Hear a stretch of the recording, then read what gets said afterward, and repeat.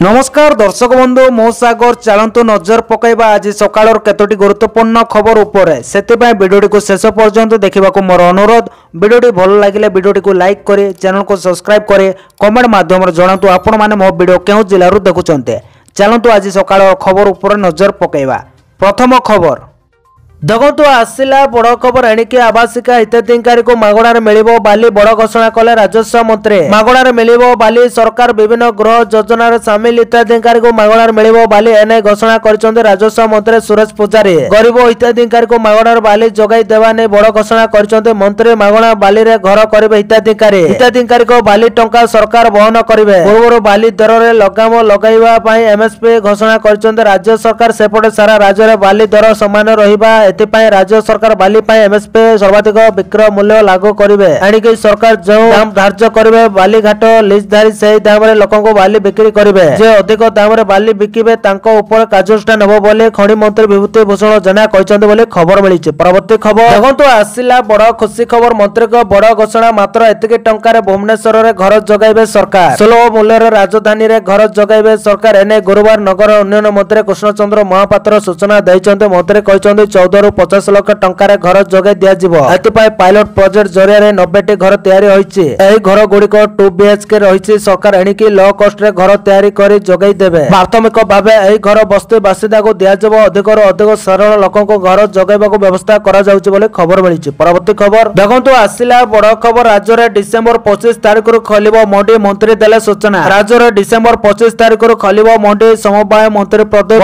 सामंतरଙ୍କ सूचना। धान नेबा पई सरकार प्रस्तुत अछन्ते। गोदाम खाली करिबा पई मिलरଙ୍କୁ दायित्व दिया जायचे। पंजीकृत समस्त चाषीଙ୍କ ठारू धान किणा जिवो बोले कहिसंती समवाय मंत्री। 32टी मॉडल मंडी पई टेंडर होइचे। 300 कोटी टंका व्यय बराद बोले खबर मिलिছে। परवर्ती खबर देखंतु आसिला बड़ खबर। तेजिला अंगनवाड़ी कर्मीଙ୍କ आंदोलन। राजधानी रे गर्जिले अंगनवाड़ी कर्मी 11 दफा दाबी ने अंगनवाड़ी कर्मी सोमवार गांधी मार्ग रे एकाठी होई विशाल समावेश करबा सह विक्षोभ प्रदर्शन करिसंती। अंगनवाड़ी कर्मी को शिक्षक मान्यता दाबी करबा सह दरमा 18000 टंका दरमा वृद्धि दाबी करिसंते। दाबी पूरण न हेले आंदोलन को आउरी जोरदार करा जिवो बोले अंगनवाड़ी कर्मी चेतावनी दैछन्ते बोले खबर मिलिছে। परवर्ती खबर देखंतु आसिला बड़ खबर। शपथ नेले सुप्रीम कोर्ट नवा प्रधान विचारपति 53तम प्रधान विचारपति भाबे नेले दायित्व। जस्टिस सूर्यकांत भारतर नूतन मुख्य विचारपति होइचन्ते। राष्ट्रपति द्रौपदी मुर्मू आज तांको सेजाई भाबरे शपथ पाठ करैतिले। एही समय उपराष्ट्रपति सीपी राधाकृष्णन, प्रधानमंत्री नरेंद्र मोदी, प्रतिरक्षा मंत्री राजनाथ सिंह, गृह मंत्री अमित शाह, लोकसभा बाचस्पति ओम बिरला, पूर्वतन राष्ट्रपति रामनाथ कोविंद एवं पूर्वतन उपराष्ट्रपति जगदीप धनखड़ उपस्थित थिले बोले खबर मिलिছে। परवर्ती खबर देखंतु आसिला बड़ खबर। आसुची बात्या सरकार प्रस्तुत थिबा कहिले मंत्री। नवेम्बर शेष आडको हेबाकु थिबा समाव्य बात्या पई सरकार संपूर्ण प्रस्तुत बोले राजस्व मंत्री सुरेश पूजारी कहिसंते। मंत्री पूजारी रविवार गणमाध्यम को कहिसंते विपर्यय मुकाबिला क्षेत्र रे राज्य सरकार एवं अधिकारी बहु अभिज्ञता रहिछि। ओडिशा उपरे बात्यार केते प्रभाव पड़िबो ता पर्यंत स्पष्ट होई नै। एहा सर्ते मुख्यमंत्री मोहन चरण माझी समव्य बात्या समीक्षा करिसंते। एने सजग रहिबाको राजस्व विभाग पक्षरु संयुक्त जिलापाल मानको समीक्षा बैठक रे कोआ जायछि बोले खबर मिलिছে। परवर्ती खबर देखंतु आसिला बड़ खबर। पीसीसी सभापति भक्त नेला बड़ कार्यानुष्ठान। एही नेता को कांग्रेस रो करागला निलंबन। युव कांग्रेस साधारण संपादक निहार रंजन बेहरा कांग्रेस रो निलंबित करा जायछि। बेशृंखला आचरण सह नेतृत्व विरोध रे मर्तव्य नै एबळे कार्यानुष्ठान निया जायछि। कांग्रेस शृंखलागत कार्यानुष्ठान कमिटी द्वारा निहार बेहरा को निलंबित करा जायछि। पीसीसी सभापति भक्त चरण दास को अनुमोदन क्रमे दृढ़ कार्यानुष्ठान होइछि। एने कांग्रेस शृंखलागत कार्यानुष्ठान कमिटी अध्यक्ष सुजित पाड़ी सूचना दैछन्ते बोले खबर मिलिছে। परवर्ती खबर देखंतु आसिला बड़ खबर। बंद हो बाली माफियाଙ୍କ मनमानी प्रथम थर पई लागू हो एमएसपी। बंद हो बाली माफियाଙ୍କ मनमानी प्रथम थर पई बाली रे लागू हो एमएसपी। मनोइच्छा दर बढाई बाली बिक्री करि पारिबे नै लीजधारी। सरकार निर्धारित करथिबा एमएसपी दर रे ही बाली बिक्री करा जिवो। एमएसपी दर रो टंकाटिए मध्ये अधिक दर रे बिक्री होबनी बाली। अर्थात सारा राज्य रे गोटे दर रे बिक्री होबो। एमएसपी लागू हेबा द्वारा टिके सस्तार लोकन को मिलिबो बाली। बेआईन भाबे बाली उत्तोलन करी केही बिक्री करि पारिबेनी। गतकाली कैबिनेट बैठक रे लघु खणी पई नीलामी रे पूर्णछेद टाणीचंती सरकार बोली खबर मिलिছে। परवर्ती खबर देखंतु आसिला बड़ खबर। चलित मास शेष सुधा 100टी नुआ 108 एम्बुलेंस। राज्य रे रोगी परिवहन व्यवस्था सुधरिबा पुराना होई जाइतिबा एम्बुलेंस को बदलाई 428टी नुआ एम्बुलेंस पई सरकार टेंडर करथिले। एही क्रम रे चलित मास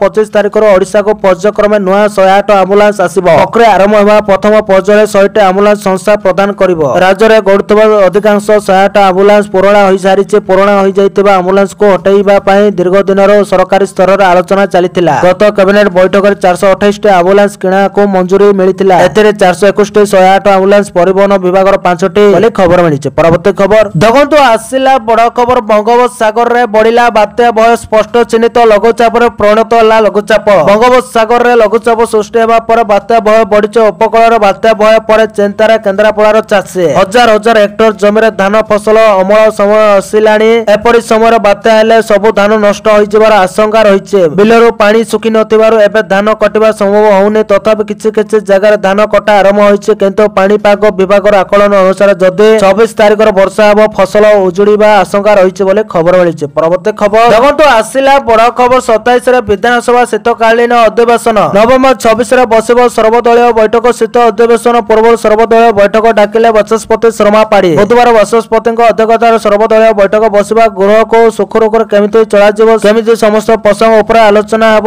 ରାଜ୍ୟର ଗୁରୁତ୍ୱପୂର୍ଣ୍ଣ ପ୍ରସଙ୍ଗ ଉଠାଇବାକୁ କେମିତି ବିରୋଧୀକୁ ପୁରା ସୁଯୋଗ ମିଳିବ ସେ ସମ୍ପର୍କରେ ସର୍ବଦଳୀୟ ବୈଠକରେ ଆଲୋଚନା ହେବାର ସମ୍ଭାବନା ଅଛି। ଏହି ବୈଠକ ଶାସକ ଓ ବିରୋଧୀ ଦଳର ନେତାମାନେ ଯୋଗ ଦେବେ ବୋଲି ଖବର ମିଳିଛି। ପରବର୍ତ୍ତୀ ଖବର ଦେଖନ୍ତୁ ଆସିଲା ବଡ଼ ଖବର। ପଶ୍ଚିମବଙ୍ଗରେ ଏସ୍ଆଇଆର୍ ଆରମ୍ଭ ପରେ ଅବୈଧ ବାଂଲାଦେଶୀ ଛାଡୁଛନ୍ତି ଭାରତ। ପଶ୍ଚିମବଙ୍ଗରେ ଏସ୍ଆଇଆର୍ ଲାଗୁ ହେବା ପରେ ହଜାର ହଜାର ଅବୈଧ ବାଂଲାଦେଶୀଙ୍କ ଭାରତ ଛାଡୁଛନ୍ତି। ସୀମାରେ ଦେଖାଦେଇଛି ଅନୁପ୍ରବେଶକାରୀଙ୍କ ଭିଡ଼। ନିର୍ବାଚନ କମିଶନଙ୍କ ଦ୍ୱାରା ଭୋଟର ତାଲିକାର ସ୍ପେଶାଲ ଇଣ୍ଟେନ୍ସିଭ ରିଭିଜନ ସଂଶୋଧନ ପ୍ରକ୍ରିୟା ଆରମ୍ଭ ହେବା ପରେ ହଜାର ହଜାର ଅବୈଧ ବାଂଲାଦେଶୀ ପ୍ରବାସୀ ମାନେ ଭାରତ ଛାଡିଥିବା ଖବର ମିଳିଛି। ସୂଚନା ଅନୁଯାୟୀ ଅନୁପ୍ରବେଶକାରୀ ମାନେ ପଶ୍ଚିମବଙ୍ଗର ବିଭିନ୍ନ ସୀମା ଚେକପୋଷ୍ଟ ଦେଇ ବାଂଲାଦେଶକୁ ଫେରିବାକୁ ଚେଷ୍ଟା କରୁଛନ୍ତି। ରିପୋର୍ଟ ଅନୁସାରେ ଏସ୍ଆଇଆର୍ ଅଭିଯାନ ହେତୁ ଧରାପଡ଼ିଥିବାର ଭୟରେ ଏହି ଲୋକମାନେ ନିଜର ଆଧାର କାର୍ଡ ଓ ଭୋଟର ପରିଚୟ ପତ୍ର ଭଳି ଭାରତୀୟ ଦସ୍ତାବିଜ ଧରି ମଧ୍ୟ ଦେଶ ଛାଡୁଛନ୍ତି ବୋଲି ଖବର ମିଳିଛି। ପରବର୍ତ୍ତୀ ଖବର ଦେଖନ୍ତୁ ଆସିଲା ବଡ଼ ଖବର। କି ସଂକେତ ଦଉଛନ୍ତି ମହାପ୍ରଭୁ କାହିଁକି ହୁ ହୋଇ ଜଳି ଉଠିଲା? କି ସଂକେତ ଦଉଛନ୍ତି ମହାପ୍ରଭୁ? ଆଗକୁ କଣ ଘଟିବ ଏନେ ଓଡ଼ିଶାବାସୀ ଭୟଭୀତ ଥିବା ଚର୍ଚ୍ଚା ହେଉଛି। ରବିବାର ଶ୍ରୀମନ୍ଦିର ସମ୍ମୁଖରେ ଅରୁଣ ସ୍ତମ୍ଭ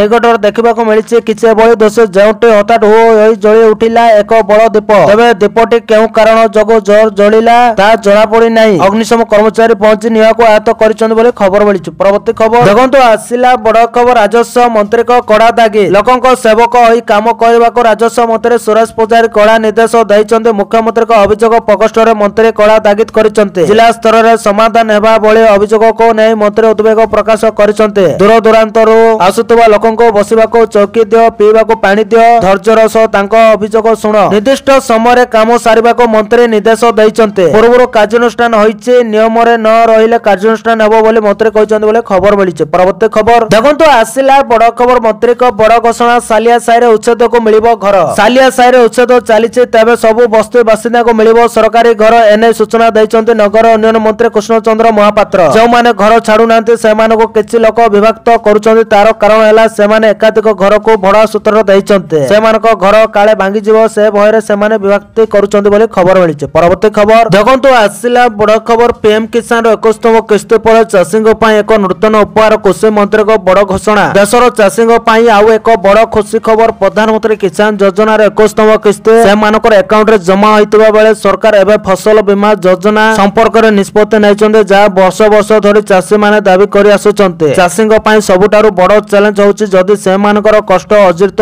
ଫସଲ ହଠାତ୍ କୌଣସି ବନ୍ୟା ପାଣି ଆକ୍ରମଣ ନଷ୍ଟ ହୋଇଯାଏ କିମ୍ବା ପ୍ରବଳ ବର୍ଷା ଏବଂ ବନ୍ୟାରେ ବୁଡ଼ିଯାଏ ତେବେ ଚାଷୀ ସମ୍ପୂର୍ଣ୍ଣ କ୍ଷତି ସହିଥାଏ। ବର୍ତ୍ତମାନ ସରକାର ଏହି ଚିନ୍ତାକୁ ସମାଧାନ କରିଛନ୍ତି ଏବଂ ଗୁରୁତ୍ୱପୂର୍ଣ୍ଣ ଆଶ୍ୱସ୍ତି ପ୍ରଦାନ କରିଛନ୍ତି। କେନ୍ଦ୍ର କୃଷି ମନ୍ତ୍ରୀ ଶିବରାଜ ସିଂ ଚୌହାନ ଘୋଷଣା କରିଛନ୍ତି ଯେ ପ୍ରଧାନମନ୍ତ୍ରୀ ଫସଲ ବୀମା ଯୋଜନାରେ ଦୁଇଟି ନୂତନ ବିପଦ ଯୋଡ଼ାଯାଇଛି। ପ୍ରଥମ ବନ୍ୟା ପାଣି ଦ୍ୱାରା ଫସଲ କ୍ଷତି, ଦ୍ୱିତୀୟ ଅତ୍ୟଧିକ ବର୍ଷା କିମ୍ବା ଜଳବନ୍ଦୀ ଯୋଗୁଁ ଫସଲ କ୍ଷତି। ଏହି ଉଭୟ ବିପଦ ଏବେ ବୀମା ଅଧୀନରେ କଭର କରାଯିବ ଏବଂ ଚାଷୀମାନେ 2024 ଖରିଫରୁ ଏହା ଦ୍ୱାରା ଲାଭ ପାଇବେ ବୋଲି ଖବର ମିଳିଛି। ପରବର୍ତ୍ତୀ ଖବର ଦେଖନ୍ତୁ ଆସିଲା ବଡ଼ ଖବର। ହୋମଗାର୍ଡ ନିଯୁକ୍ତି ଟଙ୍କା କାରବାର ନେଇ ପୋଲିସର କଡ଼ା ଚେତାବନୀ। ହୋମଗାର୍ଡ ନିଯୁକ୍ତି ପ୍ରକ୍ରିୟାକୁ ସମ୍ପୂର୍ଣ୍ଣ ସ୍ୱଚ୍ଛ ରଖିବା ପାଇଁ ଭଦ୍ରକ ପୋଲିସ ପକ୍ଷରୁ ଗୁରୁତ୍ୱପୂର୍ଣ୍ଣ ସଚେତନତା ଜାରି କରାଯାଇଛି। ସୋସିଆଲ ମିଡିଆ ମାଧ୍ୟମରେ ପୋଲିସ ଜିଲ୍ଲାବାସୀଙ୍କୁ କୌଣସି ଅସାଧୁ ବ୍ୟକ୍ତିଙ୍କ ମିଥ୍ୟା ପ୍ରତିଶ୍ରୁତିରେ ନ ପଡ଼ିବାକୁ କଡ଼ା ଚେତାବନୀ ଦେଇଛି। କିଛି ଦଲାଲ କିମ୍ବା ଅସାଧୁ ବ୍ୟକ୍ତି ଟଙ୍କା ବିନିମୟରେ ହୋମଗାର୍ଡ ଚାକିରି ଯୋଗାଡ଼ କରିଦେବେ ବୋଲି ମିଥ୍ୟା ପ୍ରଚାର କରୁଥିବା ନେଇ ପୋଲିସକୁ ସୂଚନା ମିଳିଛି। ଭଦ୍ରକ ପୋଲିସ ସ୍ପଷ୍ଟ କରିଛି ଯେ ହୋମଗାର୍ଡ ନିଯୁକ୍ତି ସମ୍ପୂର୍ଣ୍ଣ ସ୍ୱଚ୍ଛତା ସହିତ କରାଯିବ। କୌଣସି ଦଲାଲ ଏହି ଚୟନ ପ୍ରକ୍ରିୟାକୁ ପ୍ରଭାବିତ କରିପାରିବେ ନାହିଁ। ପୋଲିସ ସାଧାରଣ ଲୋକଙ୍କୁ କାହାକୁ ବି ଟଙ୍କା ନ ଦେବାକୁ ନିବେଦନ କରିଛି, କାରଣ ଏହା ଏକ ପ୍ରକାର ଦଣ୍ଡନୀୟ ଅପରାଧ। ଯଦି କେହି ଏହି ଚାକିରି ପାଇଁ ଟଙ୍କା ମାଗନ୍ତି ତେବେ ତୁରନ୍ତ ନିକଟସ୍ଥ ଥାନା କିମ୍ବା ନିମ୍ନଲିଖିତ ଫୋନ ନମ୍ବରରେ ଜଣାଇବାକୁ କୁହାଯାଇଛି ବୋଲି ଖବର ମିଳିଛି। ପରବର୍ତ୍ତୀ ଖବର ଦେଖନ୍ତୁ, ଆସିଲା ବଡ଼ ଖବର। ସାପ କାମୁଡା ମୃତ୍ୟୁ ପାଇଁ ମିଳିବ 10 ଲକ୍ଷ। ସାପ କାମୁଡା ମୃତ୍ୟୁ ପାଇଁ କ୍ଷତିପୂରଣ ରାଶି 10 ଲକ୍ଷକୁ ବୃଦ୍ଧି ସମ୍ଭାବନା, ଏନେ ସୂଚନା ଦେଲେ ରାଜସ୍ୱ ବିପର୍ଯ୍ୟୟ ପରିଚାଳନା ମନ୍ତ୍ରୀ ସୁରେଶ ପୂଜାରୀ। ଏବେ 4 ଲକ୍ଷ କ୍ଷତିପୂରଣ ମିଳୁଛି, ଯାହା 10 ଲକ୍ଷକୁ ବୃଦ୍ଧି ପାଇଁ ସୁପାରିଶ କରାଯାଇଛି। ଏନେ ସୁପ୍ରିମକୋର୍ଟଙ୍କ ଗାଇଡଲାଇନ ଆସିଥିବା ସୂଚନା। ସୁପ୍ରିମକୋର୍ଟଙ୍କ ନିର୍ଦ୍ଦେଶ କ୍ରମେ ସାପ କାମୁଡାରେ ପ୍ରାଣ ହରାଇଥିବା ବ୍ୟକ୍ତିଙ୍କ ପରିବାର ପାଇଁ କ୍ଷତିପୂରଣ ରାଶି ବୃଦ୍ଧି କରିବାକୁ ଓଡ଼ିଶା ସରକାର ବିଚାର କରୁଛନ୍ତି। ରାଜସ୍ୱ ବିପର୍ଯ୍ୟୟ ପରିଚାଳନା ମନ୍ତ୍ରୀ ସୁରେଶ ପୂଜାରୀ ବୁଧବାର କହିଛନ୍ତି ଯେ କ୍ଷତିପୂରଣ ରାଶି ବୃଦ୍ଧି ପ୍ରସ୍ତାବକୁ ରାଜ୍ୟ ସରକାର ସମୀକ୍ଷା କରୁଛନ୍ତି। ସେ ଆହୁରି ମଧ୍ୟ କହିଥିଲେ ଯେ ଏହି ରାଶି ବୃଦ୍ଧି ପାଇଁ ଓଡ଼ିଶା ସରକାର ପୂର୍ବରୁ କେନ୍ଦ୍ରକୁ ଚିଠି ଲେଖି ସୁପାରିଶ କରିଥିଲେ। ଥରେ ସଂଶୋଧିତ କ୍ଷତିପୂରଣ ଢାଞ୍ଚା ଅନୁମୋଦନ ହେବା ପରେ ଏହା ସାରା ଦେଶରେ ଲାଗୁ ହେବ। ଏହା ବ୍ୟତୀତ ସୁପ୍ରିମକୋର୍ଟ ଏହି ବର୍ଷ ଜାନୁଆରୀରେ ଆଣ୍ଟିଭେନସ୍ ସମେତ ସାପ କାମୁଡା ଚିକିତ୍ସା ସୁବିଧା ସମସ୍ତ ପ୍ରାଥମିକ ଓ ଗୋଷ୍ଠୀ ସ୍ୱାସ୍ଥ୍ୟ କେନ୍ଦ୍ରରେ ଉପଲବ୍ଧ କରାଇବାକୁ କେନ୍ଦ୍ର ସରକାରଙ୍କୁ ନିର୍ଦ୍ଦେଶ ଦେଇଥିଲେ। ବଜ୍ରଘାତ ଓ ପାଣିରେ ବୁଡ଼ି ମୃତ୍ୟୁ ପାଇଁ ମଧ୍ୟ ସମାନ କ୍ଷତିପୂରଣ ମିଳିବ ବୋଲି ସୁରେଶ ପୂଜାରୀ ସୂଚନା ଦେଇଛନ୍ତି ବୋଲି ଖବର ମିଳିଛି। ପରବର୍ତ୍ତୀ ଖବର ଦେଖନ୍ତୁ, ଆସିଲା ବଡ଼ ଖବର। ବୃଦ୍ଧି ହେଲା ପାକ୍ ମାଟ୍ରିକ ଛାତ୍ର ବୃତ୍ତି, ଜାଣନ୍ତୁ କେତେ ବଢିଲା। ରାଜ୍ୟରେ ଅନୁସୂଚିତ ଜାତି ଜନଜାତି ଓ ପଛୁଆ ବର୍ଗର ଛାତ୍ରଛାତ୍ରୀଙ୍କ ଉନ୍ନତି ପାଇଁ ସରକାର ଶୁକ୍ରବାର ଏକ ଗୁରୁତ୍ୱପୂର୍ଣ୍ଣ ପଦକ୍ଷେପ ନେଇଛନ୍ତି। ଲୋକସେବା ଭବନରେ ମୁଖ୍ୟମନ୍ତ୍ରୀ ମୋହନ ଚରଣ ମାଝୀଙ୍କ ଅଧ୍ୟକ୍ଷତାରେ ଅନୁଷ୍ଠିତ ରାଜ୍ୟ କ୍ୟାବିନେଟ ବୈଠକରେ ମୁଖ୍ୟମନ୍ତ୍ରୀ ମେଧାବୀ ଛାତ୍ର ପ୍ରୋତ୍ସାହନ ଯୋଜନା ଅନ୍ତର୍ଗତ ଅନୁସୂଚିତ ଜନଜାତି ଓ ଅନୁସୂଚିତ ଜାତି ବର୍ଗର ଛାତ୍ରୀ ଛାତ୍ରମାନଙ୍କ ପାଇଁ ପାକ୍ ମାଟ୍ରିକ ଛାତ୍ରବୃତ୍ତି ଏବଂ ମାଟ୍ରିକ ପରବର୍ତ୍ତୀ ଛାତ୍ରବୃତ୍ତି ହାର ବୃଦ୍ଧି କରାଯାଇଛି। ଏ ସଂକ୍ରାନ୍ତରେ ମୁଖ୍ୟ ଶାସନ ସଚିବ ମନୋଜ ଆହୁଜା କହିଛନ୍ତି, ରାଜ୍ୟରେ ଖାଦ୍ୟ ସାମଗ୍ରୀ ଏବଂ ଦୈନିକ ବ୍ୟବହାର କରାଯାଇଥିବା ଅନ୍ୟାନ୍ୟ ଆବଶ୍ୟକ ସାମଗ୍ରୀର ଦରଦାମ ବୃଦ୍ଧିକୁ ଲକ୍ଷ୍ୟ କରି ସରକାର ଏହି ନିଷ୍ପତ୍ତି ନେଇଛନ୍ତି। ନିଷ୍ପତ୍ତି ଅନୁଯାୟୀ ଛାତ୍ରମାନଙ୍କ ପାଇଁ ଏହି ରାଶି 10,500 ରୁ 16,000 କୁ ବୃଦ୍ଧି କରାଯାଇଥିବା ବେଳେ ଛାତ୍ରୀମାନଙ୍କ କ୍ଷେତ୍ରରେ 11,000 ରୁ 17,000 ଟଙ୍କା ସର୍ବାଧିକ 10 ମାସ ପାଇଁ ବୃଦ୍ଧି କରାଯାଇଛି ବୋଲି ଖବର ମିଳିଛି। ପରବର୍ତ୍ତୀ ଖବର ଦେଖନ୍ତୁ, ଆସିଲା ବଡ଼ ଖବର। ଡିସେମ୍ବର 9ରେ ବାରବାଟୀରେ ଭାରତ ଦକ୍ଷିଣ ଆଫ୍ରିକା ମ୍ୟାଚ୍। କଟକ ବାରବାଟୀ ଷ୍ଟାଡିୟମରେ ଆଇଆଇଟି ଭୁବନେଶ୍ୱରର ବୈଷୟିକ ଟିମ୍ ଭାରତ ଦକ୍ଷିଣ ଆଫ୍ରିକା T20 ପୂର୍ବରୁ ଷ୍ଟାଡିୟମ ବୁଲି ଦେଖିଛନ୍ତି। 8 ଜଣିଆ team gallery, operator box, VIP box, pavilion ବୁଲିଛନ୍ତି। ଅନୁଧ୍ୟାନ ପରେ ସରକାରକୁ ସ୍ଥିତି ସମ୍ପର୍କରେ ଟିମ୍ ରିପୋର୍ଟ ଦେବ। ଡିସେମ୍ବର 9ରେ ଭାରତ ଦକ୍ଷିଣ ଆଫ୍ରିକା ପ୍ରଥମ T20 ଖେଳାଯିବ ବୋଲି ଖବର ମିଳିଛି। ପରବର୍ତ୍ତୀ ଖବର ଦେଖନ୍ତୁ, ଆସିଲା ବଡ଼ ଖବର। ରାଜ୍ୟ ସରକାରଙ୍କ ବଡ଼ ଘୋଷଣା, ବଢିଲା ପୁରୀ ସେବାୟତଙ୍କ ପେନସନ ରାଶି, ଜାଣନ୍ତୁ କେତେ ବଢିଲା ପୁରୀ ଶ୍ରୀମନ୍ଦିର ସେବାୟତଙ୍କ ପେନସନ ରାଶି। ଶ୍ରୀମନ୍ଦିର ପରିଚାଳନା କମିଟି ବୈଠକ ପରେ ମୁଖ୍ୟ ପ୍ରଶାସନ ଅରବିନ୍ଦ ପାଢୀ ଏନେଇ ବଡ଼ ସୂଚନା ଦେଇଛନ୍ତି। ସେ କହିଛନ୍ତି, ମାସିକ ବରିଷ୍ଠ ସେବାୟତ ଭତ୍ତା 4,000 ରୁ 5,000 କୁ ବୃଦ୍ଧି କରାଯାଇଛି। 2026 ଜାନୁଆରୀରୁ ବର୍ଦ୍ଧିତ ପେନସନ ଲାଗୁ ହେବ। ସେବାୟତଙ୍କ କନ୍ୟାମାନଙ୍କ ବିବାହ ରାଶି 1 ଲକ୍ଷକୁ ମଧ୍ୟ ବୃଦ୍ଧି କରାଯାଇଛି। ମୁଖ୍ୟ ପ୍ରଶାସନ କହିଛନ୍ତି, ଶ୍ରୀମନ୍ଦିରକୁ ସ୍ୱଚ୍ଛତାରେ ଦାନ ପାଇଁ ଏଟିଏମରେ ଆସିବ ମେସେଜ। ପୁରୀକୁ ଆସୁଥିବା ଶ୍ରଦ୍ଧାଳୁ ଏଟିଏମରୁ ଟଙ୍କା ବାହାର କଲେ ଏକ ମେସେଜ ଆସିବ। ଶ୍ରୀମନ୍ଦିରରୁ ସ୍ୱଚ୍ଛତାରେ କିଛି ଦାନ କରିବାକୁ ଚାହୁଁଛନ୍ତି କି ବୋଲି ମେସେଜ ଆସିବ। ଶ୍ରଦ୍ଧାଳୁ ରାଜି ହେଲେ ତାଙ୍କ ଆଡୁ ଟଙ୍କା ଦେଇପାରିବେ। ଏନେ ଆମେ ବ୍ୟାଙ୍କ କର୍ତ୍ତୃପକ୍ଷଙ୍କ ସହ ଆଲୋଚନା କରିବୁ ବୋଲି ପ୍ରଶାସନ କହିଛନ୍ତି ବୋଲି ଖବର ମିଳିଛି। ପରବର୍ତ୍ତୀ ଖବର ଦେଖନ୍ତୁ, ଆସିଲା ବଡ଼ ଖବର। ପୁଣି ବିମାନ ଦୁର୍ଘଟଣା, ଅଳ୍ପକେ ବର୍ତ୍ତିଲେ ସମସ୍ତ ଯାତ୍ରୀ। ପୁଣି ବିମାନରେ ମାଡ଼ ହେଲା, ପକ୍ଷୀ ସଙ୍ଗେ ସଙ୍ଗେ ଖଳିଗଲା, ଆତଙ୍କ ଚିକାର କରିଲେ ଲୋକେ, ଅବତରଣ କଲା ବିମାନ। ଇଣ୍ଡିଗୋ ଏୟାରଲାଇନ୍ସର ଏକ ବଡ଼ ଦୁର୍ଘଟଣା ଏଡ଼ାଇ ଯାଇଛି। ପକ୍ଷୀ ଧକ୍କା ଦେବା ପରେ ଇଣ୍ଡିଗୋ ଏୟାରଲାଇନ୍ସର ଏକ ବିମାନ କ୍ଷତିଗ୍ରସ୍ତ ହୋଇଥିବା ଜଣାପଡ଼ିଛି। ମୁମ୍ବାଇରୁ ଉଡ଼ାଣ ଭରୁଥିବା ବିମାନଟି ଉତ୍ତରାଖଣ୍ଡ ଋଷିକେଶରେ ଦୁର୍ଘଟଣାଗ୍ରସ୍ତ ହୋଇଛି। ସମସ୍ତ ଯାତ୍ରୀ ସୁରକ୍ଷିତ ଥିବା ଅଧିକାରୀମାନେ ନିଶ୍ଚିତ କରିଛନ୍ତି ବୋଲି ଖବର ମିଳିଛି। ପରବର୍ତ୍ତୀ ଖବର ଦେଖନ୍ତୁ, ଆସିଲା ବଡ଼ ଖବର। ମନ୍ତ୍ରୀଙ୍କ ବଡ଼ ସୂଚନା, ପିଲାଙ୍କୁ ଶୀଘ୍ର ମିଳିବ ୟୁନିଫର୍ମ। ଗଣଶିକ୍ଷା ମନ୍ତ୍ରୀ ନିତ୍ୟାନନ୍ଦ ଗଣ୍ଡ ଗୁରୁବାର ଏକ ବଡ଼ ସୂଚନା ଦେଇଛନ୍ତି। ଛାତ୍ରଛାତ୍ରୀଙ୍କୁ ତୁରନ୍ତ ୟୁନିଫର୍ମ ଯୋଗାଇ ଦେବାକୁ ନିର୍ଦ୍ଦେଶ ଦେଇଛନ୍ତି। ଏପରିକି ଛାତ୍ରଛାତ୍ରୀଙ୍କୁ ୟୁନିଫର୍ମ ଦେବାରେ ବିଳମ୍ବକୁ ନେଇ ମନ୍ତ୍ରୀ ଉଦ୍ବେଗ ପ୍ରକାଶ କରିଛନ୍ତି। ଛାତ୍ରଛାତ୍ରୀଙ୍କୁ ୟୁନିଫର୍ମ ଯୋଗାଇ ଦେବା ନେଇ ବିଭାଗୀୟ ଅଧିକାରୀଙ୍କ ସହ ମନ୍ତ୍ରୀ ଆଲୋଚନା କରିଛନ୍ତି। 80% ଅଧିକ ସ୍କୁଲ ପିଲାଙ୍କୁ ୟୁନିଫର୍ମ ଦିଆଯାଇଛି। କିଛି ସ୍ଥାନରେ ପିଲାଙ୍କୁ ୟୁନିଫର୍ମ ଦେବାରେ ବିଳମ୍ବ ହୋଇଛି। ୟୁନିଫର୍ମ ଦେବାରେ ବିଳମ୍ବ କରୁଥିବା ଏସଏସଜି ଗ୍ରୁପକୁ ବାତିଲ କରିବାକୁ ମନ୍ତ୍ରୀ ନିର୍ଦ୍ଦେଶ ଦେଇଛନ୍ତି। ଯେଉଁମାନେ ୟୁନିଫର୍ମ ତିଆରି କରିବାରେ ବିଳମ୍ବ କରିଛନ୍ତି ସେମାନଙ୍କୁ ହଟାଇ ନୂତନ ଦାୟିତ୍ୱ ଦିଆଯିବ ବୋଲି ମନ୍ତ୍ରୀ ସୂଚନା ଦେଇଛନ୍ତି ବୋଲି ଖବର ମିଳିଛି। ପରବର୍ତ୍ତୀ ଖବର ଦେଖନ୍ତୁ, ଆସିଲା ବଡ଼ ଖବର। ବାତ୍ୟା ଭୟ ନେଇ ଆଇଏମଡି ଦେଲା ସୂଚନା, ସ୍ପଷ୍ଟ ହୋଇପାରୁନି ବାତ୍ୟାର ଗତିପଥ। ଓଡ଼ିଶାକୁ ପୁଣି ଘାରିଲାଣି ବାତ୍ୟା ଭୟ। ଆସନ୍ତା 26 ଓ 27 ତାରିଖରେ ଏହାର ପ୍ରଭାବ ଦେଖିବାକୁ ମିଳିପାରେ ବୋଲି କୁହାଯାଉଛି। ମାତ୍ର ଏଯାଏଁ ଏହାର ଗତିପଥ ନେଇ କିଛି ସ୍ପଷ୍ଟ ହୋଇନି। ଗତ ମାସରେ ଓଡ଼ିଶା ଓ ଆନ୍ଧ୍ରକୁ ମନ୍ଥା ବାତ୍ୟା ଡରାଇଲା। ଏହାର ପ୍ରଭାବ ସେତେଟା ନଥିଲେ ମଧ୍ୟ ଲ୍ୟାଣ୍ଡିଂ କରିଥିବା ସ୍ଥାନରେ କ୍ଷୟକ୍ଷତି ହୋଇଥିଲା। ପବନର ବେଗ ମଧ୍ୟ କମ୍ ଥିଲା। ଅନ୍ୟପଟେ ଓଡ଼ିଶା ମଧ୍ୟ ବାତ୍ୟା ମନ୍ଥା ପାଇଁ ପୂର୍ବ ପ୍ରସ୍ତୁତି କରିସାରିଥିଲା। ରାଜ୍ୟ ସରକାର ସମସ୍ତ ଜରୁରୀକାଳୀନ ପରିସ୍ଥିତିକୁ ନଜର ରଖି ଉଦ୍ଧାରକାରୀ ଟିମକୁ ନିୟୋଜିତ ରଖିଥିଲେ। ବାତ୍ୟାର ପ୍ରଭାବ ଅଧିକ ହେବାକୁ ଥିବା ଅଞ୍ଚଳର ଲୋକଙ୍କୁ ବାତ୍ୟା ଆଶ୍ରୟସ୍ଥଳୀକୁ ନିଆଯାଇଥିଲା। ତେବେ ଏହାର ଗୋଟିଏ ମାସ ନ ପୂରୁଣୁ ଏପଟେ ଆଉ ଏକ ବାତ୍ୟାର ଆଶଙ୍କା ଡରାଇଲାଣି। ଯେହେତୁ ଏହା ବଙ୍ଗୋପସାଗରରେ ସୃଷ୍ଟି ହେବ,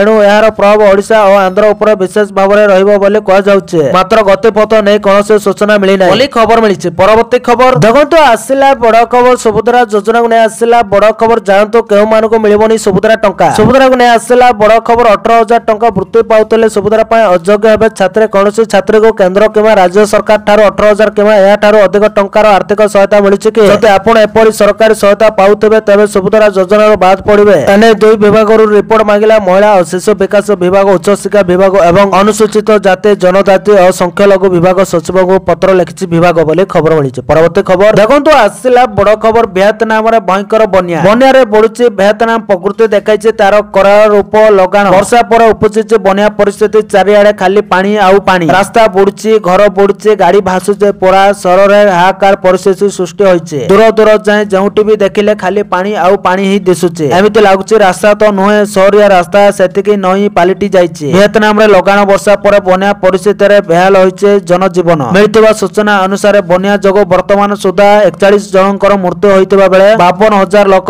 ବେଘର ହୋଇଛନ୍ତି ବୋଲି ଖବର ମିଳିଛି। ପରବର୍ତ୍ତୀ ଖବର ଦେଖନ୍ତୁ, ଆସିଲା ବଡ ଖବର। ପାକିସ୍ତାନରେ ବଡ ବିସ୍ଫୋରଣରେ ଗ୍ୟାସ ଫାଟି 15 ମୃତ। ଶୁକ୍ରବାର ନଭେମ୍ବର 21 ତାରିଖରେ ପାକିସ୍ତାନର ପଞ୍ଜାବ ପ୍ରଦେଶର ଫୈସଲାବାଦରେ ଏକ କାରଖାନା ଭିତରେ ଗ୍ୟାସ ବିସ୍ଫୋରଣରେ ଅତି କମରେ 15 ଜଣଙ୍କର ମୃତ୍ୟୁ ଘଟିଥିବା ଏବଂ ଅନେକ ଆହତ ହୋଇଥିବା ସୂଚନା ମିଳିଛି। ପାକିସ୍ତାନୀ ଖବର କାଗଜ ଡନ୍ ରିପୋର୍ଟ କହିଛି ଯେ କମିଶନରଙ୍କ କାର୍ଯ୍ୟାଳୟ ଏହାକୁ ନେଇ ଏକ ବିବୃତ୍ତି ଜାରି କରାଯାଇଛି। ବିସ୍ଫୋରଣ ଏତେ ଶକ୍ତିଶାଳୀ ଥିଲା ଯେ ଏହା କେବଳ ସମଗ୍ର କାରଖାନା କୋଠା ଭୁଶୁଡି ପଡିନଥିବା ବରଂ ନିକଟବର୍ତ୍ତୀ ଘରଗୁଡ଼ିକର ଛାତ ମଧ୍ୟ ଭୁଶୁଡି ପଡିଥିଲା ବୋଲି ଖବର ମିଳିଛି। ପରବର୍ତ୍ତୀ ଖବର ଦେଖନ୍ତୁ, ଆସିଲା ବଡ ଖୁସି ଖବର। ମାସକୁ 2500 ପାଇବେ ମହିଳା। ସରକାର ଆଣିଛନ୍ତି ମହିଳାଙ୍କ ପାଇଁ ଆଉ ଏକ ଲାଭକାରୀ ଯୋଜନା, ଯେଉଁଥିରେ ମହିଳାଙ୍କୁ ପ୍ରତି ମାସରେ ମିଳିବ 2500 ଟଙ୍କା। ଏହା ସାହାଯ୍ୟରେ ସେମାନେ ଘରେ ବସି ଟଙ୍କା ରୋଜଗାର କରିବା ସହ ନିଜର ଲଘୁ ବ୍ୟବସାୟ ଆରମ୍ଭ କରିପାରିବେ। ମହିଳାକୁ ସଶକ୍ତ କରିବା ଏବଂ ଆତ୍ମନିର୍ଭରଶୀଳ କରିବା ପାଇଁ ସରକାର ଏହି ଯୋଜନା ଆଣିଛନ୍ତି, ଯାହାର ନାଁ ମହିଳା ସମୃଦ୍ଧି ଯୋଜନା। ଶିକ୍ଷା ଗ୍ରହଣ କରିବାକୁ ଚାହୁଁଥିବା ମହିଳାମାନେ ମଧ୍ୟ ଏହି ଟଙ୍କାକୁ ସେମାନଙ୍କ ପଢାରେ ବିନିଯୋଗ କରିପାରିବେ। ଏହାଦ୍ୱାରା ସେମାନେ ଆଗାମୀ ଦିନରେ ସ୍ୱାବଲମ୍ବୀ ହୋଇପାରିବେ ବୋଲି ଖବର ମିଳିଛି। ପରବର୍ତ୍ତୀ ଖବର ଦେଖନ୍ତୁ, ଆସିଲା ବଡ ଖବର। ଦିଲ୍ଲୀ ବିସ୍ଫୋରଣ ପାଇଁ ମିଳିଥିଲା 40 ଲକ୍ଷ ଟଙ୍କା। ଭାଗ ବଣ୍ଟାକୁ ନେଇ ହୋଇଥିଲା ଝଗଡା। ଗତ ନଭେମ୍ବର 10 ତାରିଖରେ ଦିଲ୍ଲୀ ବିସ୍ଫୋରଣ ଘଟଣାର ପ୍ରତିଦିନ ଆସୁଛି ନୂଆ ନୂଆ ଅପଡେଟ। ସାରା ଦେଶକୁ ଦୋହଲାଇ ଦେଇଥିଲା ଏହି ଆତଙ୍କୀ ହମଲା। ଜାତୀୟ ତଦନ୍ତକାରୀ ଏଜେନ୍ସି ଏହି ଆତଙ୍କୀ ଆକ୍ରମଣର ତଦନ୍ତ ଜାରି ରଖିଛି।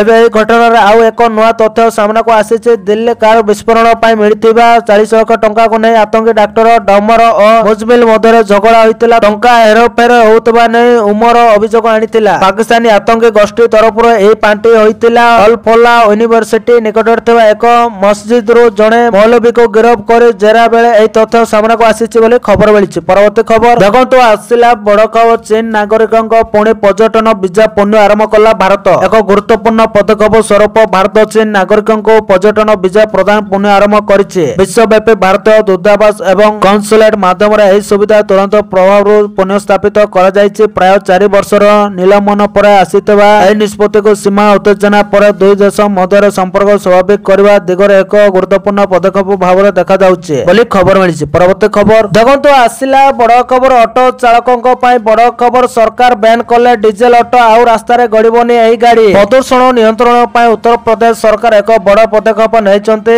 ନୋଏଡା ଏବଂ ଗାଜିଆବାଦରେ ଏବେ ଡିଜେଲ ଅଟୋ ରିକ୍ସା ଉପରେ ପ୍ରତିବନ୍ଧକ ଲଗାଯାଇଛି। ଯାନବାହନ ପ୍ରଦୂଷଣ ରୋକିବା ପାଇଁ ଉତ୍ତରପ୍ରଦେଶ ସରକାର ଜାତୀୟ ରାଜଧାନୀ କ୍ଷେତ୍ର ଏନସିଆର ର ୟୁପି କ୍ଲଷ୍ଟରରେ ଡିଜେଲ ଅଟୋ ରିକ୍ସା ଉପରେ ଧୀରେ ଧୀରେ ନିଷେଧ କରିବାକୁ ନିର୍ଦ୍ଦେଶ ଦେଇଥିଲେ। ଯାହାପରେ ଏବେ ନୋଏଡା ଏବଂ ଗାଜିଆବାଦରେ ଡିଜେଲ ଅଟୋ ରିକ୍ସା ଉପରେ ପ୍ରତିବନ୍ଧକ ଲଗାଯାଇଛି। ଅଧିକାରୀମାନେ ଶନିବାର କହିଛନ୍ତି ଏନସିଆର ରେ ବଢୁଥିବା ବାୟୁ ପ୍ରଦୂଷଣ ମୁକାବିଲା ପାଇଁ ଏକ ପ୍ରମୁଖ କାର୍ଯ୍ୟ ଯୋଜନା ପ୍ରସ୍ତୁତ କରାଯାଉଛି। ଏହି ଯୋଜନା ଅନୁଯାୟୀ ନୋଏଡା ଏବଂ ଗାଜିଆବାଦରେ ଡିଜେଲ ଅଟୋ ଗୁଡିକୁ ନିଷିଦ୍ଧ କରାଯାଇଛି। ଡିସେମ୍ବର 31, 2025 ପରେ ବାଗପତରେ ମଧ୍ୟ ସମ୍ପୂର୍ଣ୍ଣ ନିଷେଧ ଲାଗୁ କରାଯିବ ବୋଲି ଖବର ମିଳିଛି। ପରବର୍ତ୍ତୀ ଖବର ଦେଖନ୍ତୁ, ଆସିଲା ବଡ ଖବର। ଶ୍ରୀମନ୍ଦିର ପରିଚାଳନା କମିଟି ବୈଠକରେ 5ଟି ବିନ୍ଦୁ ଉପରେ ଆଲୋଚନା। ଶ୍ରୀମନ୍ଦିର ପରିଚାଳନା କମିଟି ବୈଠକରେ 5ଟି ବିନ୍ଦୁ ଉପରେ ଆଲୋଚନା ହୋଇଛି। ପର୍ଯ୍ୟାୟକ୍ରମେ ହେବ ରତ୍ନଭଣ୍ଡାର ଗଣତି ମଣତି। ଅକ୍ଷୟ ତୃତୀୟା ପୂର୍ବରୁ ଗଣତି ମଣତି ଲାଗି ସେବାୟତ ମାନେ ପ୍ରସ୍ତାବ ଦେଇଛନ୍ତି। ଏମାର ମଠର ରୂପା ଇଟାକୁ ଶ୍ରୀ ଜଗନ୍ନାଥ ମନ୍ଦିର ଅଧୀନକୁ ଆଣିବା ଲାଗି ପ୍ରୟାସ ଆରମ୍ଭ ହୋଇଛି। ମହାପ୍ରଭୁଙ୍କ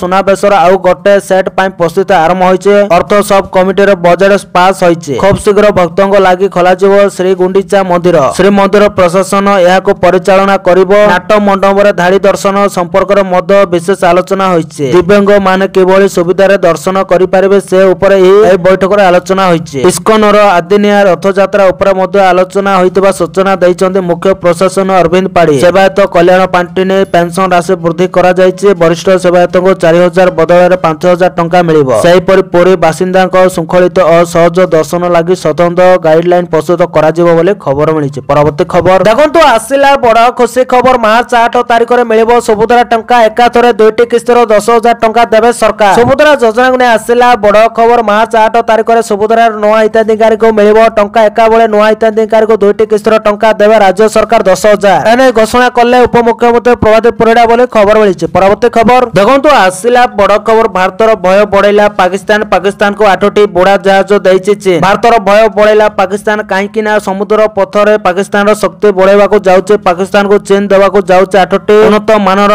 ସବମରିନ, ଯାହାକି AIP ସିଷ୍ଟମ ଲେସ୍ ହୋଇଥିବା ବେଳେ ଶତ୍ରୁକୁ ଚକମା ଦେବାରେ ସିଦ୍ଧହସ୍ତ। ପାକିସ୍ତାନକୁ ମିଳିବାକୁ ଯାଉଥିବା ଏହି ନୂଆ ସବମରିନ ପାଣି ଭିତରେ ଲୁଚ କାଳି ଖେଳ ଖେଳିବାରେ ପୁରାପୁରି ମାହିର। ଘଣ୍ଟା ଘଣ୍ଟା ଧରି ଏହି ସବମରିନ ସମୁଦ୍ର ଭିତରେ ଲୁଚି ରହିବାକୁ ସକ୍ଷମ, ଯାହାକି ଭାରତ ପାଇଁ ଏବେ ନୂଆ ଚ୍ୟାଲେଞ୍ଜ ସୃଷ୍ଟି କରିଛି ବୋଲି ଖବର ମିଳିଛି। ପରବର୍ତ୍ତୀ ଖବର ଦେଖନ୍ତୁ, ଆସିଲା ବଡ ଖବର। ଶେଖ ହାସିନାକୁ ଦିଆଯାଇଥିବା ମୃତ୍ୟୁଦଣ୍ଡ ଉପରେ ଆସିଲା ପାକିସ୍ତାନର ବୟାନ। କହିଲେ ବାଂଲାଦେଶର ପୂର୍ବତନ ପ୍ରଧାନମନ୍ତ୍ରୀ ଶେଖ ହାସିନାକୁ ଦେଶର ଅନ୍ତର୍ଜାତୀୟ ଟ୍ରିବ୍ୟୁନାଲ କୋର୍ଟ ମୃତ୍ୟୁଦଣ୍ଡ ଦେଇଛନ୍ତି। ପାକିସ୍ତାନ ଶୁକ୍ରବାର ଶେଖ ହାସିନାକୁ ଦିଆଯାଇଥିବା ମୃତ୍ୟୁଦଣ୍ଡ ଉପରେ କୌଣସି ମନ୍ତବ୍ୟ ଦେବାକୁ ମନା କରିଦେଇଛି। ଏହା ଏକ ଅଭ୍ୟନ୍ତରୀଣ ବାଂଲାଦେଶୀ ମାମଲା ବୋଲି କହିଛି ବୋଲି ଖବର ମିଳିଛି। ପରବର୍ତ୍ତୀ ଖବର ଦେଖନ୍ତୁ, ଆସିଲା ବଡ ଖୁସି ଖବର। ମହିଳାକୁ ମୋଦି ଦେବେ 11,000 ଟଙ୍କା। ମହିଳାମାନଙ୍କ ପାଇଁ ବଡ ଖୁସି ଖବର। ଏଣିକି ମୋଦି ସରକାର ଦେବେ 11,000 ଲେଖାଏଁ ଟଙ୍କା। ହଁ ଆଜ୍ଞା, ଭାରତ ସରକାର ଦେଶର ମହିଳାମାନଙ୍କ ପାଇଁ ଅନେକ ଯୋଜନା ପ୍ରଚଳନ କରିଛନ୍ତି, ଯାହାର ଲକ୍ଷ୍ୟ ସେମାନଙ୍କୁ ଆର୍ଥିକ ଭାବରେ ସଶକ୍ତ କରିବା ଏବଂ ସମାଜରେ ସେମାନଙ୍କର ସ୍ଥିତିକୁ ଉନ୍ନତ କରିବା। ଆଉ ଏପରି ଏକ ଯୋଜନା ପ୍ରଧାନମନ୍ତ୍ରୀ ମାତୃ ବନ୍ଦନା ଯୋଜନା। ଏହି ଯୋଜନା ଗର୍ଭବତୀ ଏବଂ ସ୍ତନ୍ୟପାନ କରୁଥିବା ମହିଳାମାନଙ୍କ ପାଇଁ ଆରମ୍ଭ କରାଯାଇଥିଲା, ଯେଉଁମାନଙ୍କୁ ଗର୍ଭଧାରଣ ଏବଂ ପ୍ରସବ ସମୟରେ ଆର୍ଥିକ ସହାୟତା ଆବଶ୍ୟକ।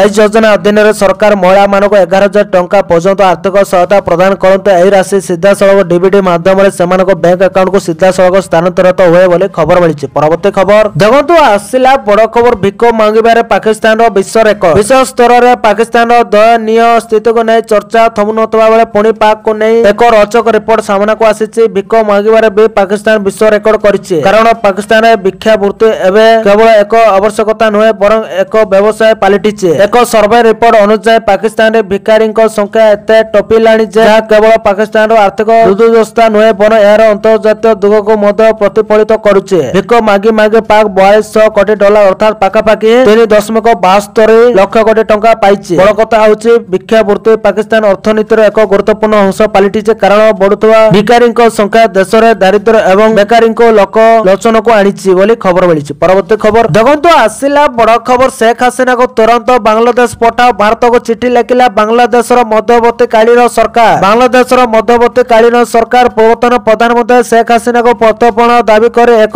ସରକାରୀ ଚିଠି ପଠାଇଛି। ବୈଦେଶିକ ବ୍ୟାପାର ପରାମର୍ଶଦାତା ମହମ୍ମଦ ତୌହିଦ ହାସେନ କହିଛନ୍ତି ଯେ ଚିଠିଟି 2 ଦିନ ପୂର୍ବରୁ ପଠାଯାଇଥିଲା, ଯଦିଓ ସେ ଅଧିକ ବିବରଣୀ ପ୍ରଦାନ କରିନଥିଲେ। ସରକାରୀ ସମ୍ବାଦ ସଂସ୍ଥା BSS ଅନୁଯାୟୀ ଚିଠିଟି ନୂଆଦିଲ୍ଲୀ ସ୍ଥିତ ବାଂଲାଦେଶ ହାଇକମିଶନ ମାଧ୍ୟମରେ ଭାରତକୁ ପଠାଯାଇଥିଲା ବୋଲି ଖବର ମିଳିଛି। ପରବର୍ତ୍ତୀ ଖବର ଦେଖନ୍ତୁ, ଆସିଲା ବଡ ଖବର। ତେଜସ୍ ବିମାନ ଦୁର୍ଘଟଣାଗ୍ରସ୍ତ। ଏୟାର ଶୋ ବେଳେ ବଡ ଦୁର୍ଘଟଣା। ତେଜସ୍ ବିମାନ ଦୁର୍ଘଟଣାଗ୍ରସ୍ତ। ଦୁବାଇରେ ଏୟାର ଶୋ ବେଳେ ବଡ ଦୁର୍ଘଟଣା ଘଟିଛି। ଦୁବାଇ ଏୟାର ଶୋରେ ଏକ ପ୍ରଦର୍ଶନୀ ସମୟରେ ଏକ ଭାରତୀୟ ତେଜସ୍ ଯୁଦ୍ଧ ବିମାନ ଦୁର୍ଘଟଣାଗ୍ରସ୍ତ ହୋଇଛି। ପାଇଲଟ ବାହାରକୁ ବାହାରି ଆସିଥିଲେ କି ନାହିଁ ତାହା ଏପର୍ଯ୍ୟନ୍ତ ସ୍ପଷ୍ଟ ହୋଇନାହିଁ। ଭିଡିଓରେ ଦେଖାଯାଉଛି ଯେ ତେଜସ୍ ଜେଟ୍ ହଠାତ୍ ତଳକୁ ଖସି ପଡିବା ପରେ ଏକ ବଡ ବିସ୍ଫୋରଣ ଘଟିଛି ବୋଲି ଖବର ମିଳିଛି। ପରବର୍ତ୍ତୀ ଖବର ଦେଖନ୍ତୁ, ଆସିଲା ବଡ ଖବର। ଅସ୍ତ୍ର ବିରତି ପାଇଁ ଚାଲିଛି ଆଲୋଚନା। ଏହାରି ଭିତରେ ଆକ୍ରମଣ କଲା ରୁଷିଆ। ୟୁକ୍ରେନରେ ପୁଣି ଭୟାନକ ଆକ୍ରମଣ। ରାଗରେ ରୁଷିଆ ରାଷ୍ଟ୍ରପତିଙ୍କୁ ଅନେକ କିଛି ଶୁଣାଇଲେ ଜେଲେନ୍ସ୍କି। ରୁଷିଆ ଯୁଦ୍ଧ ବନ୍ଦ କରିବାକୁ ଚାହୁଁନଥିବାରୁ ଏପରି କରୁଛି ବୋଲି କହି ଆରୋପ ଲଗାଇଲେ। ରୁଷିଆ ନୌସେନାମାନେ ଦକ୍ଷିଣ ୟୁକ୍ରେନର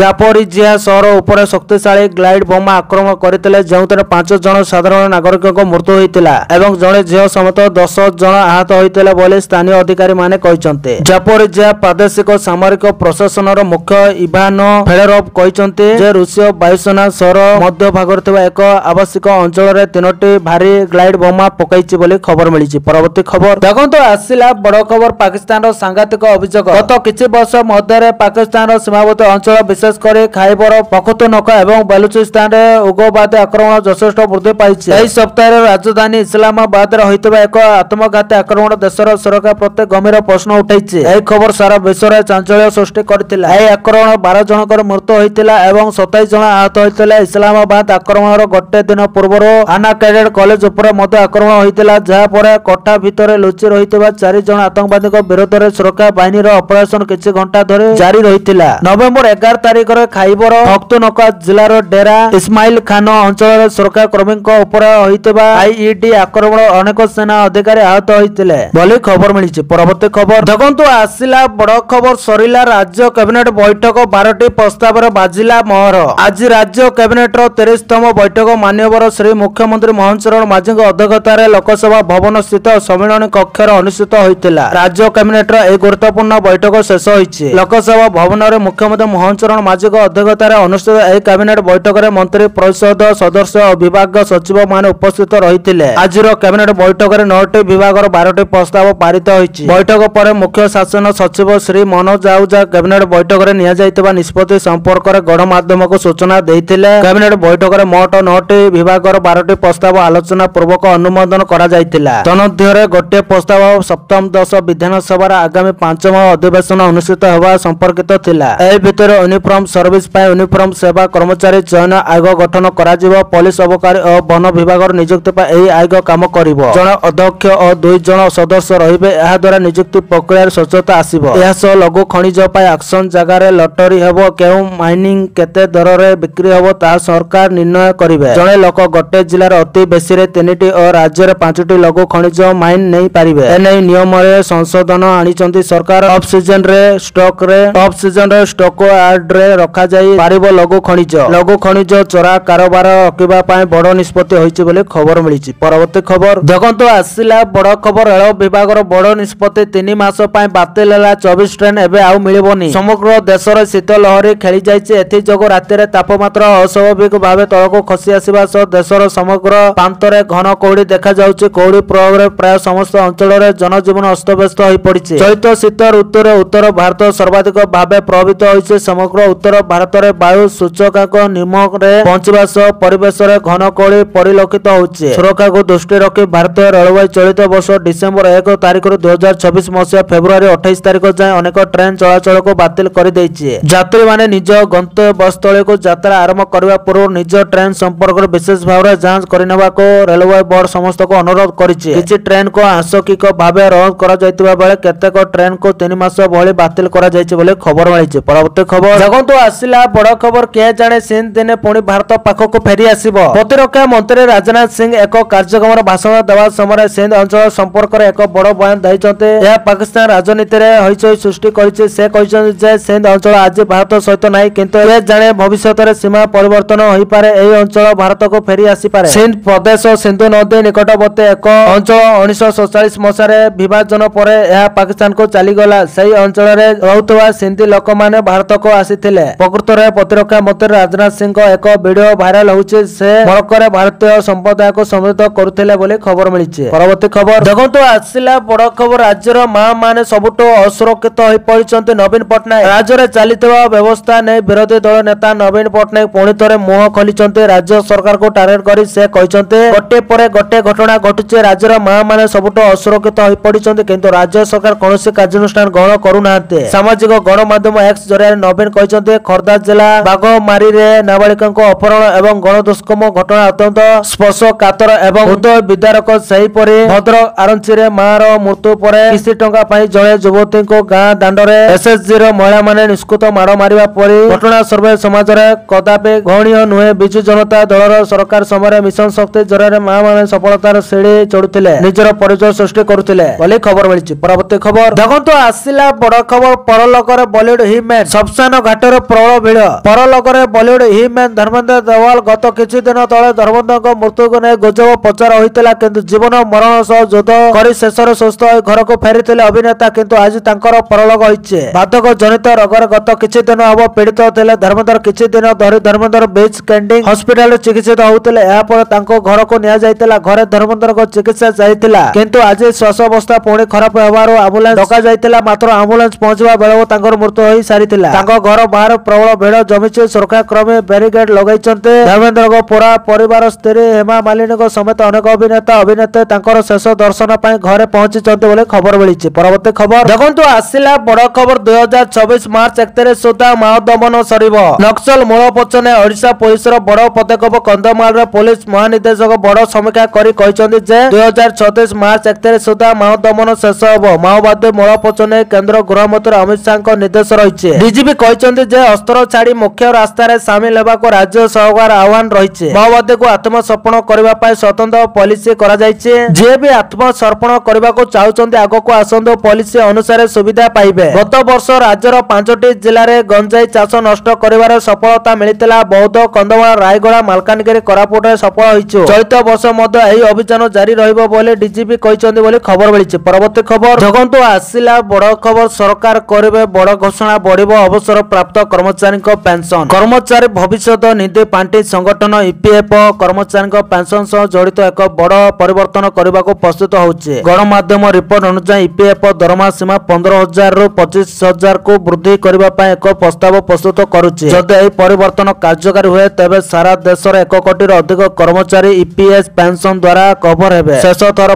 2014 मसीह ईपीएफओ पेंशन वृद्धि करथिला सेतेबेले मिलुवा पेंशन 6,500 को वृद्धि कर कर्मचारी मानक 15,000 पेंशन मिलुथिला सेबेटारु यह अपरिवर्तित रहिछि। ईपीएफओ पेंशन योजना ईपीएस अधीन एक दरमा सीमा स्थिर करा जायछि। वर्तमान एही सीमा प्रति मासरे 15,000 अटे। यार अर्थ होछि जदि जणे कर्मचारी दरमा 25,000 40,000 किंवा ताठारो अधिक हुए तेबे केवल 15,000 आधार पेंशन गणना करा जिवो। वर्तमान एही सीमा को 25,000 को वृद्धि करिवार प्रस्ताव अछि। यह दरमा अधिक हेले मद पेंशन आधार वृद्धि करिवो एवं भविष्यत रे पेंशन रो परिमाण भलो होबो बोली खबर मिलिछि। परवर्ती खबर देखंतु आसिला बड़ खबर साधारण लोकंकु झटका बढ़ी जिवो औषध दाम देश रे जीएसटी हार ह्रास पर सरकार एबे औषध क्षेत्र में व्यवहृत औषध सामग्री पाए सर्वनिम्न आमदानी मूल्य एमआईपी स्थिर करने को निष्पत्ति नेइछन्ते। यह देश में औषधर मूल्य वृद्धि पाई पारे। औषध शिल्पर अनेक विशेषज्ञ एही निष्पत्ति उपर चिंता प्रकाश करछन्ते। सेमाने कहछन्ते जे किछि आवश्यक कंचा माल उपर एमआईपी लागू करबा द्वारा एपीआई एवं औषध कंपनी गुड़िकर मूल्य वृद्धि पाइबो। एही वर्धित मूल्य सीधा सड़क रोगी मानक प्रभावित करिवो जहा फल औषधर मूल्य वृद्धि पाइबो बोली खबर मिलिछि। परवर्ती खबर देखंतु आसिला बड़ खबर एका संगे आत्मसमर्पण कले 36 माओवादी पुलिस को बड़ सफलता। हिडमा मृत्यु पर एबे जनक पर जणे माओवादी आसी आत्मसमर्पण करुचंते। विपुल अस्त्र शस्त्र सह तेलंगाना डीजीपी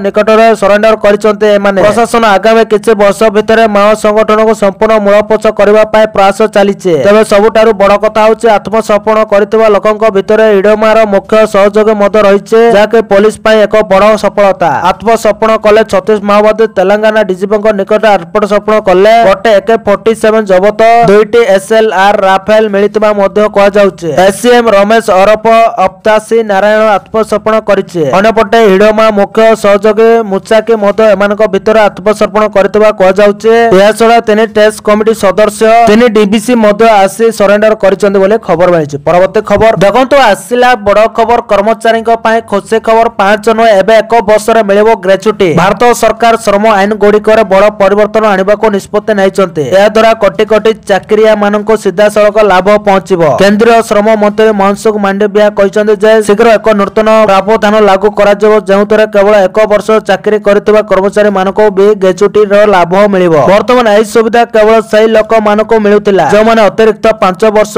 अव्याहति पूर्ण भावे एकाधिक कंपनी रे काम करथिले। नूतन नियम लागू हेबा परे घरोई क्षेत्रर कॉन्ट्रैक्ट एवं फिक्स्ड टर्म कर्मचारी मानको मध्य एही लाभ मिलिबो बोली खबर मिलिछि। परवर्ती खबर देखंतु आसिला बड़ खबर उपभोक्ता को झटका देबो मेटा डिसेंबर 4 रु बैन होबो फेसबुक इंस्टाग्राम जानो तो केउटी सोशल मीडिया कहले साधारणतः लोक माने फेसबुक के इंस्टाग्राम खोली पोसी पड़ते पिलाटू बुद्ध समस्त एबे फेसबुक इंस्टाग्राम पछरे पागल परिस्थिति एमिति जे सोशल मीडिया बिना बंचिबा मध्य कष्टकर होई गलानी। तबे ऑस्ट्रेलिया सरकार संपत्ति एक बड़ घोषणा करिसंते। 16 वर्षर कम बयसर शिशु मानकर फेसबुक और इंस्टाग्राम अकाउंट 4 डिसेंबर हटाई दिया जेबो बोली सीधा सड़क निर्देश दैछे मेटा। एही दुई बड़ social media platform parent company Meta गत 20 नवंबर रे एही घोषणा करिছে। सेपटे ऑस्ट्रेलिया सरकार शिशु मानक सोशल मीडिया रु दूरे रखिबा पय नया आईन को लागू करबा को प्रस्तुत होतबा बेले सेपटे एपरि एक निष्पत्ति नैछि मेटा। एही प्रतिबंधक डिसेंबर 10 तारिख रो कार्यकारी हेबो। एहा सहित ऑस्ट्रेलिया विश्वर प्रथम देश हेबो जेउटारे विश्वर मानक सोशल मीडिया व्यवहार करबा को निषेध करा जायछि। 16 वर्षर कम बयसर पिला मानक पय टिकटॉक स्नैपचैट एवं मेटार फेसबुक इंस्टाग्राम एवं थ्रेड्स ऊपर प्रतिबंधक लगा जिवो बोले खबर मिलिछि। परवर्ती खबर देखंतु आसिला बड़ खबर ओवर टाइम रे 2 गुणा मंजूरी देशर कोटी कोटी कर्मचारी और श्रमजीवी को केंद्र सरकार को भेटी श्रम आईन रे बड़ परिवर्तन रे घोषणा करिसेंती श्रम मंत्री। एही आईन रे परिवर्तन अनेक कर्मचारी और श्रमिकों मन रे खुशी भरि दैछे। 29 पुराना कालिया श्रम नियम स्थान रे संशोधित आईन कार्यकारी हेबा समस्त कर्मचारी को सामाजिक सुरक्षा प्रदान करबा को एभଳି निष्पत्ति निया जायछि। नजर पकांतु एहा द्वारा कोन लाभ पाइबे कर्मचारी। ओवर टाइम रे 2 गुणा मंजूरी वर्षे चाकरी पर कर्मचारी को ग्रेच्युटी सुविधा पूर्व ग्रेच्युटी पाई कर्मचारी को 5 वर्ष अपेक्षा करबा को पड़ुतला। वर्षको थर कर्मचारी को मागणा स्वास्थ्य जांच सुविधा निर्दिष्ट समय पाई नियुक्त कर्मचारी को स्थायी कर्मचारी को भଳି सुविधा जोगाई दिया जिवो। स्थायी कर्मचारी को भଳି छुट्टी मेडिकल सुविधा और सामाजिक सुरक्षा सुविधा मिलिबो। समान काम पाई समान पाउणा मिलिबो। सबु क्षेत्र रे महिला को राति रे काम करबा को अनुमति। युवा वर्ग को पाई सर्वनिम्न वेतन गारंटी रहिबो। दैनिक कार्य समय 8 रु 12 घंटा मध्य रहिबो। सप्ताह को सर्वाधिक 48 घंटा ओवर टाइम कले 2 गुणा अधिक मजूरी मिलिबो। 29 पुराना कालिया श्रम नियम रे संशोधन आसिला 4 श्रम कोड बोले खबर मिलिछि। परवर्ती खबर देखंतु आसिला बड़ खबर दिल्ली रे एबो बड़ परिवर्तन 11 बदल रे एबो 13 जिल्ला नाम मध्य बदलिबा को जाउछि। दिल्ली रो प्रशासनिक रूपरेख बदलिबा को जाउछि। जिल्ला रो संख्या आ जिल्ला रो नाम मिलितबा सूचना अनुसार राजधानी दिल्ली रो प्रशासनिक ढांचा रे बड़ धरणर परिवर्तन होबा को जाउछि। वर्तमान दिल्ली रे 11टी जिल्ला थिबा बेले एई संख्या 13 को वृद्धि पाइबो। सरकार एई प्रस्ताव को मंजूरी दैथिबा बेले वर्तमान केवल उप राज्यपाल शेष निष्पत्ति ग्रहण करिवे बोले खबर मिलिछि। परवर्ती खबर देखंतु आसिला बड़ खबर अमेरिका कथा मानिलेनी जेलेंस्की ट्रम्प को देला बड़ झटका। जेलेंस्की अमेरिका राष्ट्रपति डोनाल्ड ट्रम्प को एक बड़ झटका दैछन्ति। शनिवार नवेम्बर 22 दिन यूक्रेनीय राष्ट्रपति ट्रम्प को शांति प्रस्ताव को प्रत्याख्यान करि कहिसन्ति आमे आम देश सह विश्वासघातकता करि पारिबु नै। ट्रम्प यह मध्य स्पष्ट भाव में कहिसन्ति जे यूक्रेन को सहायता जारी रखिबा संभव नहे। यूक्रेनीय युद्ध को शीघ्र समाप्त करबा पय ट्रम्प गुप्त भाव में रूस सहित एक जुक्ति प्रस्तुत करथिले। ट्रम्प एही शांति जुक्तिनामार एक ड्राफ्ट जेलेंस्की को पठाइथिले। ड्राफ्ट रो शर्तावली प्रकाश करा जाय नथिले मते यह विश्वास करा जाय जे यूक्रेन को स्थायी भाव में डोनेट्स्क को एवं लुहान्स्क ऊपर थिबा अधिकार परित्याग करबा को कहा जायतिला जा रूस ठारू हरैतिला बोली खबर मिलिछि। परवर्ती खबर देखंतु आसिला बड़ खबर महिला को मागणा सिलाई मेसिन 15,000 देबे सरकार। जदि आपण निजर टेलरिंग व्यवसाय आरंभ करबा को चाहुचंती किमा पूर्व दर्जी भाव में काम करूचंती तबे प्रधानमंत्री विश्वकर्मा सिलाई मेसिन योजना आपणक पय एक महान सुजोग। एही योजना कम सुध हारर ऋण मागणा तालीम आर्थिक सहायता एवं आधुनिक टूल किमा प्रदान करे। एही योजना प्रधानमंत्री विश्वकर्मा योजनार एक अंश एवं पारंपरिक वृत्ति रे नियोजित लोकों को सशक्त करबा पय लक्ष्य रखिछि। प्रधानमंत्री विश्वकर्मा सिलाई मेसिन योजना एक पृथक योजना नुहे बरं प्रधानमंत्री विश्वकर्मा योजना एक उप योजना। एही योजना माध्यम रे सरकारी दर्जी संप्रदायर को आर्थिक सहायता दक्षता तालीम अनुदान एवं आधुनिक सिलाई उपकरण प्रदान करते। आवेदनकारी माने सहजरे ऑनलाइन रे आवेदन करि पारिबे एवं योग्यता मानदंड पूर्ण करबा परे समस्त सुविधा पाई पारिबे। एही योजना रे के योग्य एही योजना केवल सेमानक पय जे माने सिलाई किमा टेलरिंग वृत्ति रे नियोजित अछंती किमा एक आरंभ करबा को चाहुचंती। आवेदनकारी